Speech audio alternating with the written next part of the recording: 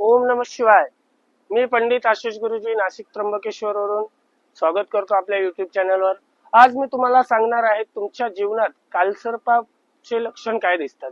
जर तुमच्या जीवनात कोणतंही काम होत नसेल, कामात अडथळे येत आहे किंवा काम होऊन सुद्धा काही ना काही अडचणी येऊन जातात, 99% काम होतंय, 1% काम तुमचं थांबतंय, तर तुमच्या पत्रिकेत कालसर्प दोष आहे.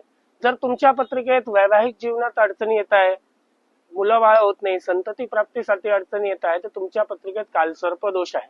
काही लोकांचे प्रश्न असतात, गुरुजी कालसर्प तर आहे पण त्याचं आम्ही पूजा करून सुद्धा आम्हाला निवारण भेटलं नाही का?